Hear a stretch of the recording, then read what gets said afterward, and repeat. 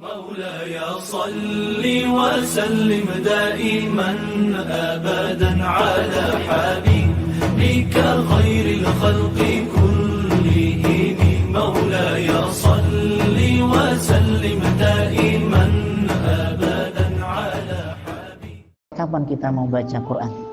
Sampai kapan? Jawabannya mungkin sudah kita tahu bersama ya. Ya selama hidup kita. Sampai hidup kita masih diberikan oleh Allah Subhanahu wa taala. Ya sepanjang itulah kita akan membaca Al-Qur'an terus ya. Kenapa demikian? Karena salah satu fungsi atau faedah Quran itu salah satunya ya, dari sekian faedah yang banyak sekali, salah satunya adalah menjadi atau menghidupkan hati setiap orang beriman ya. Maka ada ungkapan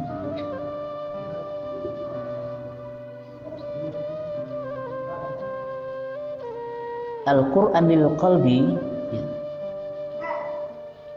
mislu al-ma' lis-samak. Al-Quran untuk hati kita manusia itu seperti air bagi ikan. Wa kaifa yakunu halul samak idza farqal ma. Kita bisa bayangkan bagaimana keadaan ikan ketika ia berpisah dari air. Itulah gambaran ya, bagaimana Al-Quran itu tidak bisa dilepaskan oleh hati setiap orang beriman. Setiap orang beriman itu pasti butuh Al-Quran ya, untuk menghidupkan hatinya. Maka ketika ada pertanyaan sampai kapan kita baca Quran, ya sampai Allah masih memberikan kehidupan buat kita semua. Sama itulah kita butuh Al-Quran untuk dibaca, untuk ditadaburi ya, untuk dikaji, untuk diamalkan, dan tentu untuk didakwahkan. Jadi sebagaimana kita butuh makanan setiap hari ya, maka seperti itulah sesungguhnya kebutuhan hati kita terhadap Al-Quran ya. Karena yang butuh hati kita masing-masing, maka membaca Quran itu harus kita lakukan setiap kita. Tidak cukup hanya mendengar atau diwakilkan saja. Sudahlah, saya sudah susah belajarnya, saya wakilkanlah kepada anak-anak saya ya. Saya cukup mendengarkan saja. Sebenarnya tidak cukup ya. Kita harus yang melakukan sendiri. Sesulit apapun, sebisa apapun ya, lakukan. Karena satu huruf itu sudah ada ganjarannya, ada pahalanya. Kalaupun satu ayat itu susah kita baca, tapi kan hurufnya masih kita bisa baca gitu ya. Nah huruf-huruf itulah yang Allah akan timbang kebaikannya. Maka karena kebutuhan Quran itu bagi hati kita, hati orang yang beriman ya, insya Allah kita semua orang yang beriman, kita butuh selalu, maka memang tidak ada akhirnya. Tidak ada akhirnya kita baca Quran sampai Allah memang sudah mencukupkan kehidupan kita di dunia. Selagi Allah masih memberikan kesempatan hidup ya, selama itulah kita butuh membaca Al-Quran Al-Karim.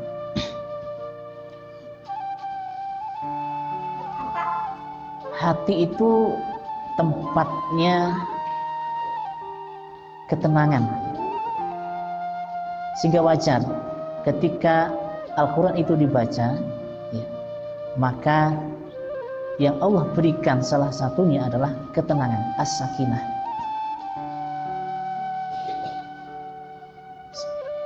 Pertanyaan kemudian, kalau ada orang bertanya, kenapa saya sudah baca Quran, mungkin sudah bertahun-tahun, tapi rasanya kok nggak ada rasa tenang di hati, gitu kan?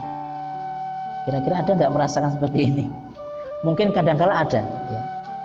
Seharian baca kok tambah pusing kepala kita ya, kok nggak tenang-tenang. Mungkin barangkali saat kita membaca kita belum menyiapkan hati kita. Ya. Kita hanya menyiapkan mungkin waktu, fisik, mulut kita, mata kita, tapi hati kita barangkali belum siap. Ya. Oleh karena itu, agar as-sakinah itu muncul dalam hati kita saat kita membaca Quran, maka salah satu kiat yang disampaikan oleh ulama-ulama kita, guru kita, siapkan hati kita sebelum baca Quran. Siapkan hati kita, bahwa saat kita membaca Quran, kita sedang menyiapkan hati untuk menerima pantulan-pantulan cahaya Al-Quran yang akan menyinari hati kita. Maka harus dibuka hati kita, buka. Dan saat itu pula kita harus menyadari saat kita membaca Quran, Allah sedang bicara lewat kalamnya kepada kita, menyapa kita. Ini yang susah, Pak. Ini susah. Kadang kalau kita baca Quran, itu saking enaknya baca, lupa, Pak. Kita sedang berhadapan sama siapa itu lupa. Yang kita ingat, hafalan Quran kita ingat ayat berapa ya tadi ya, lupa. Ini lupa. Kita sedang berhadapan siapa. Seringkali begitu. Apalagi kita bacanya di tempat umum, ada susah lagi. Sambil lihat mata ke sana kemari gitu ya. Itu susah. Maka ulama-ulama dulu ya, salaf saleh, itu memudawahmahkan atau membaca Quran sebanyak-banyaknya dalam sholat. Karena dalam sholat itulah tempat khusyuknya orang beriman. Mulai takbir sudah khusyuk, Pak. Sudah merasa kalau saya itu menghadap kiblat, menghadap Allah gitu ya. Kemudian ketika baca Quran pun otomatis. Tapi kalau kita baca di luar sholat itu tantangannya berat. Ya. Ada saja godaannya. Ya. Entah godaan mata, pendengaran, macam-macam. Sehingga kekhusyukan hati itu menjadi kurang, tidak maksimal. Nah, itu ya mungkin salah satu hal yang mungkin perlu kita renungkan ya. Barangkali kalau kita belum mendapat sakinah, ketenangan hati saat membaca Quran jadi ya, hati kita belum siap, ya belum kita siap. Dan saya yakin dengan sering kita membaca Quran, ya, sekalipun kita masih susah menyiapkan hati, insya Allah nanti pelan-pelan Allah akan siapkan hati kita, pelan-pelan. Ya. Asal kita terus, ya. Terus berupaya ya sebisa mungkin merutinkan membaca dalam kondisi tenang, cari tempat yang tenang, Pak ya. Sambil ya niatkan untuk ibadah munajat. Kalau tidak bisa dalam sholat, ya. Syukur bisa dalam sholat. Itu kira-kira ya renungan singkat saja. Yang penting Bapak itu bisa mencoba di rumah masing-masing ya. Karena ini Al-Quran ini mukjizat sepanjang masa, sepanjang zaman buat orang beriman. Jadi kita beruntung Pak punya mukjizat ya. Tidak hanya Nabi kita yang megang, tapi itu juga diwariskan kepada umatnya. Kalau nabi-nabi dulu enggak, kalau mukjizat yang milik dia saja. Setelah selesai sudah selesai gitu ya. Tapi ini tidak, Pak. Allah berikan mukjizat ini untuk umatnya juga, untuk petunjuk ya, untuk hidayah ya, untuk ya banyak ya manfaatnya Al-Quran. Mungkin itu saja ya, mudah-mudahan sedikit ada manfaatnya. Dan saya berharap bapak-bapak semuanya, ibu-ibu semuanya, baik yang ada di sini ataupun di rumah, tetap istiqomah ya. Sekali mungkin berat, saya yakin ada yang memiliki tantangan yang berat. Seminggu mungkin tidak sempat mungkin ya, saya tidak tahu. Tapi itulah tantangan ya yang harus kita hadapi. Dan insya Allah kalau itu bisa kita lewati, semua akan menjadi ringan ya. Baik, mungkin itu saja.